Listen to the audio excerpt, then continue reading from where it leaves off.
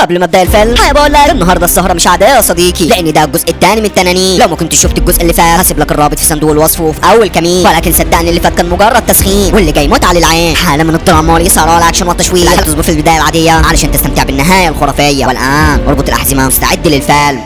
وبيبدا الفيلم قريه بير اللي بتكون عايشه في سلام وامان وسط زمايلها وبيها مبسوطين. المهم الكل بيكون متجمع في اليوم ده عاملين مسابقه 6 تنانين، واللي بيجمع اكبر عدد من التنانين هو اللي بيكسب المسابقه. صديقي الشباب كلهم بيكونوا مبسوطين، ولكن المسابقه بيكون ناقصها مين؟ الولد المهين اسد العرين، البطل التي بقدراته مسيطر على كل التنانين. حزوقه بيكون معاها ابو سن التنين بتاعه، والاثنين بيتدربوا سوا فوق الميه، بيطلعوا فوق السماء وبيعملوا ميكس جبار في الهواء. حزوقه بينط من فوق ابو سن، والاثنين بيفتحوا اجنحتهم في السماء، بيكونوا في منتهى السعاده، ولكن مره واحده بينصدموا لما بيلاقوا الصخور دي قصادها. ابو سن بيفضل يجري عشان يلحق حزوقه اللي بيكون خلاص هيخش فيها، ولكن بيوصلوا في اللحظات الاخيره بيضربوا في الصخره دي وبياخدوه وبينزلوا هما الاثنين في الغابه. الاثنين بيقوموا من على الارض، وحزوقه بيطلع الخريطه بتاعته لانه اكتشف مكان جديد وعايز يحطه في الخريطه. استريب بيحضر في المكان وبتقول له انت كنت فين يا استاذنا؟ المسابقه كانت شغاله من غيرك. يقول لها ما انت عارفه انا ما بحبش مكان واحد يجمعني انا وابويا. بتقول له ما تقولش الكلام ده على بابا، دي جزاته يعني اختارك تبقى الزعيم من بعده. يقول لها دي مسؤوليه كبيره قوي عليا، هو اللي سايق البلد من زمان وده اللي بيعرف يعمله وانا ما اعرفش اعمل ده ابدا. بتقول له بس بيقول لها لا بس ولا تاس، استني بس كده انا شايف حاجه غريبه هناك. بياخدوا بعضهم وبيروحوا على هناك، يستغربوا لما بيلاقوا التلج ده وسط السفينه المتكسره دي، ولكن مره واحده من الناس دي بترمي عليهم الشبكه دي، والتنين بتاع ستريب بيتمسك. ستريب بتكون خلاص هتقع، ولكن حزوقه بيلحقها في اللحظات الاخيره. حزوقه بيروح لهم والشخص ده بيقول له هو النايت فيوري لسه ما انقرضش، ابسط يالا امك دعيالك النهارده. ده دارجو نفسه مش معاه واحد زيه في جيش التنانين بتاعه. بتقول له جيش تنانين؟ حزوقه بيقول له احنا مش عايزين مشاكل. يقول له الكلام ده كنت قلته قبل ما تسرقوا التنانين بتاعتنا وكمان تدمروا المكان بتاعنا 100 حته. يقول له لا انت فاهم غلط، احنا ما عملناش الهري اللي انت بتقوله ده. يقول له ولا احنا كان معانا حوالي 100 تنين، يقول له لما جم ناس تانيين وعملوها معانا اولاد الوحشين. يقول له مين الناس دول؟ هو في ناس غيرنا بيركبوا تنانين؟ يعني انت عايز تقول لي ان ما عندكش تنين تبعك بيطلع تلج من بقه؟ انا بقى لما اروح لدراجو هقول له الحقني انا اتعلم عليا لما اشوف حلمه ودنا. بص عمل فيها ايه لما رحت له اخر مره من غير تنانين. يقول له بص انا مش فاهم اي حاجه من اللي انت بتهري فيه ده كله، ادينا التنانين بتاعتنا خلينا نمشي واحنا ساكتين. يقول له ولا ما تمشيش ساكت،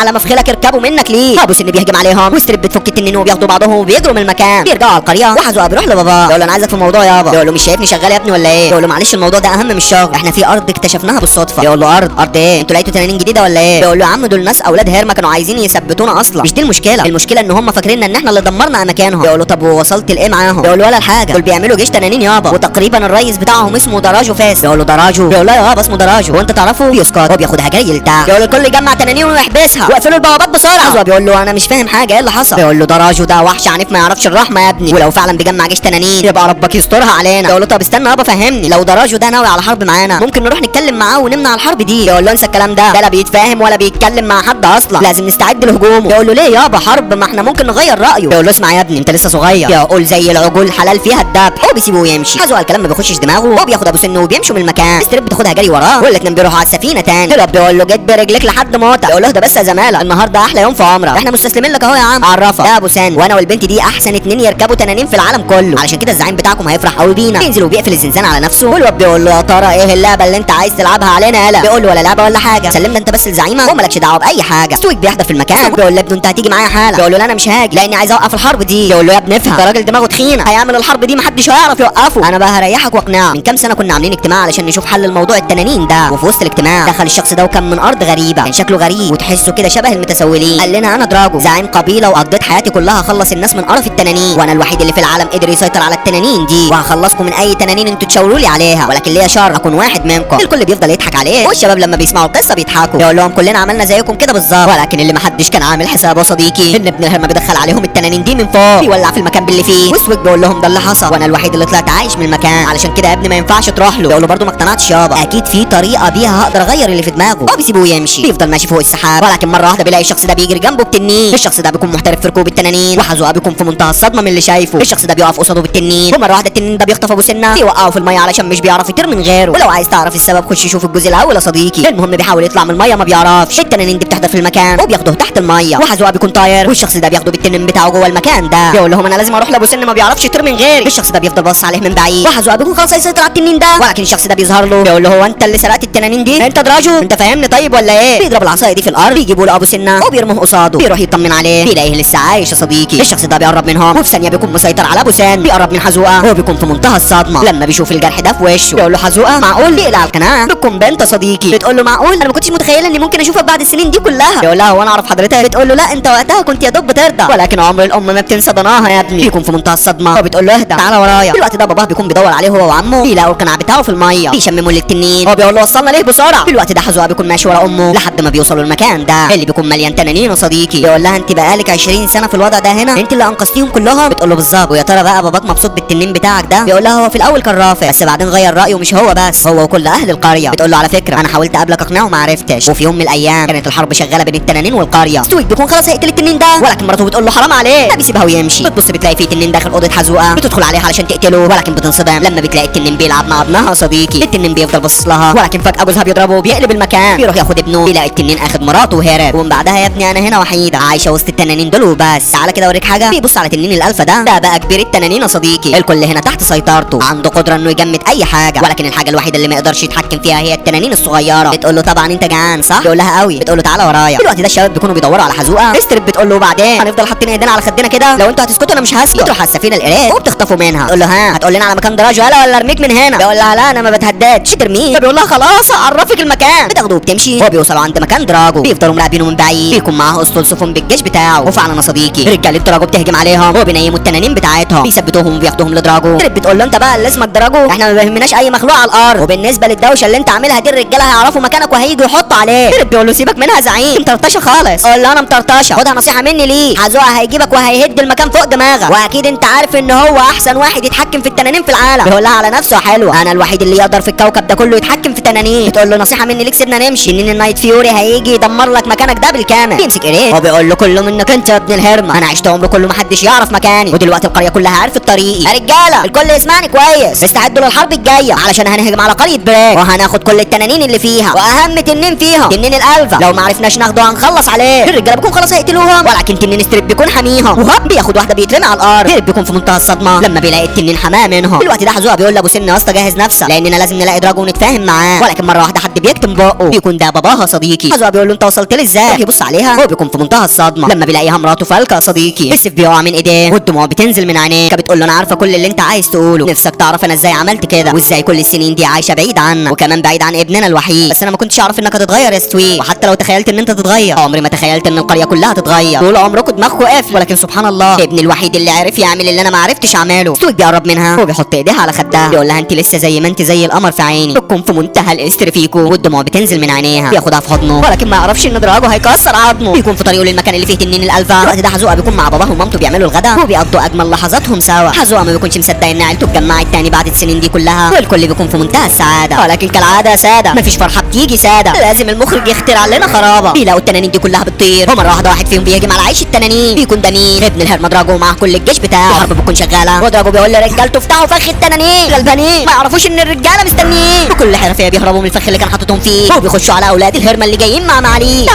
بيهجم عليهم بكل ما اتاه من قوه، والفريق كله بيكون ايد واحده قوه القوه. في الوقت ده بيحضر مين؟ سيد المعلمين البطل الصغير حزوقه. ما بيكونش لوحده صديقي، امه بتحضر في المكان، هو بيكون في ظهرها تنين الالفا كمان، كلهم بيعملوا احلى قلبان، واللي بيجي على سكتهم بيتهان ابلع باتمان. الرجاله بيكونوا في الحرب مسيطرين، ولكن مره واحده دراجو بيوقع تنين فالكا، بيقف قصادها. هو بيقول لها انا من زمن مستني اللحظه دي، يقول له اللحظه دي من اخر لحظات حياتك. يقول لها غلبان علشان معاكي الفا، لو انت معاكي الفا فانا معايا 2000، ورينا بقى مين اللي هيكسب مين. بيرفع الشراب ايديه، بيطلع من تحت الميه هذا الوحش المهين تنين الفتان يا صديقي، ولكن بيكون تحت سيطره دراجو. فالكا بتهجم عليه ولكن ابن الهرمه بيديها واحده بيرقدها على الارض، بيكون خلاص هيخلص عليها، ولكن جوزها بيحضر وبعيد بيرميه. تنين الالفا بيكونوا نازلين في بعض تفحيط، ولكن تنين دراجو بيكون مسيطر حبتين لحد ما بيوقع الالفا بقرونه صديقي، بيديها له في بطنه وكلهم بيكونوا في منتهى الصدمه من اللي حصل. حزوقه بيروح لدراجو وبيقول له خلينا نوصل لحل ونوقف الحرب دي. يقول بصوا شوفوا مين اللي جاي ينصحني، عيلات يا ملوش اي 30 لازمه. يقول له ليه النوش ده كله؟ ايه اللي هيفيدك لما تكسب الحرب دي مثلا؟ يقول له هوريك لو لحقت تشوف اصلا. بينده على تنين الالفا في ثانيه بيحضر في المكان. دراجو بيقول له مفيش تنين على وجه الارض يقدر يعصي اوامر الفا، انا اللي بتحكم في التنانين دي كلها. بيخلي التنين يسيطر على ابو سن، وابو سن بيحاول يقاوم ولكن ما بيقدرش يا صديقي، بيبقى تحت سيطرتهم وبياخد اوامر دراجو، بياخد امر منه يخلص على حزوقه. ابو سن بيكون خلاص هيقتله ولكن السوق بياخد الضربه مكانه يا صديقي، بيطب مكانه وحزوقه بيحاول يصحيه، ولكن للاسف يا صديقي السوق بيكون يتوكل على الله ما. الكل بيكون في منتهى الصدمه، وبمجرد ما الفا بيمشي ابو سن بيرجع لطبيعته تاني، ما بيكونش عارف ايه اللي حصل، وحزوقه بيكون في منتهى الحزن على باباه. ابو سن بيروح يفوق ستوي ولكن حزوقه بيقول له غور من وشي مش عايز اشوف وشك تاني. ابو سن بيمشي وفالكا بتقول له مش ذنبي يا ابني وانت عارف كده كويس. وللاسف يا صديقي التنين كلها بتروح مع دراجو، بياخد ابو سن بيقول لرجالته يلا بينا على قريه بارق. الشباب كلهم بيكونوا في منتهى الياس، وحزوقه بيقول لهم ما تزعلوش، من امتى واحنا بنستسلم؟ انا ابويا مات والتنانين بتاعتنا اتاخدت، هنروح وناخد حقنا من ابن الهرمه ده. بيقول له تمام بس هنروح ازاي؟ خدوا التنانين بتاعتنا. بيقول لهم ما خدهاش كلها. بيتحركوا بالتنانين الصغيره لان تنين الالفا ما بيسيطرش عليهم. بيوصلوا القريه وحزوقه بيقول لهم شتتوا الالفا وانا هاخد ابو سان. الشباب بيبداوا التنفيذ وحزوقه بيروح يقف قدام ابو سان. راجو بيقول له انت تاني يا هاتيا مش كفايه يا ابني لسه قاتلك ابوك كل ده ما ريحكش. يقول ابو سان يا صاحبي انا عارف انك سامعني انا هنا جنبك تعالى واسمع كلامي. يقول له ولا يسمع لك يا ابني تحت سيطره الفا دلوقتي. حزوقه بيقول له انا عارف انك سامعني وعارف انك لو اذيت ابويا اذيته غصب عنك اوعى تنسى ان انا صاحبك. الكلام بيأثر فيه هو بيحاول يفوق من السيطره وحزوقه بيقرب منه وهوب مره واحده بيفوق يا صديقي. بيرمي دراجو ابن الهرمه من فوقيه وحزوقه بينط ورا ابو سن علشان يركبه. الفا بيهجم عليهم. بتهجم على مين انت قصاد وحش مهين. حزوقه بيجري على التنين هو بيرش الدخان بيفجر دراجو بيطيره. بيروح له وبيقف قصاده هو بيقول له خلصت يا دراجو. يقول له فعلا خلصت. بيلاقي الالفا وراه وهي واحده بالتلج بيكون خلاص هينهي ولكن ابو سن بياخد الضربه مكانه يا صديقي. يفتكر انه هيموت لا لا لا والله بيفوق عليه هو بيخش شمال في معاليه. بيلاقوا النور ده طلع من جوه التلج لحد ما بينفجر وفعلا بيخرج. بيطلع لهم بابليك جديد هو بيقف قصاد الالفا بطوله وكل ما اتاها من قوه بينزل فيه تخبيط والتنانين كلها بتستعيد وعيها من تاني. كلهم بيقفوا في ظهر ابو سن والضرب بيشتغل على الفا من كل اتجاه ولكن ابن الهرمه بيبدا يفوق. فوق مين ابو سن بيفوق عليه هو بيدي الواحده بيوقع قرونه الاثنين. الفا بيجيب وراه هو بياخدها من قصرها هو بيرجع على الميه تاني. القريه كلها بتكون في منتهى السعاده بعد ما انقذهم الوحش المهين فاسد العرين حزوقه. مش عايزين برضه ننسى اجمد تنين الوحش ابو سن المهين. وهنا بينتهي الجزء الثاني من الفيلم. اتمنى صديقكم كان فيه توفيق. حط لايك لو نسيت وكومنت من قلبك يفرح قلبي يا ريت. يلا سلام بسم الله دي عسليه.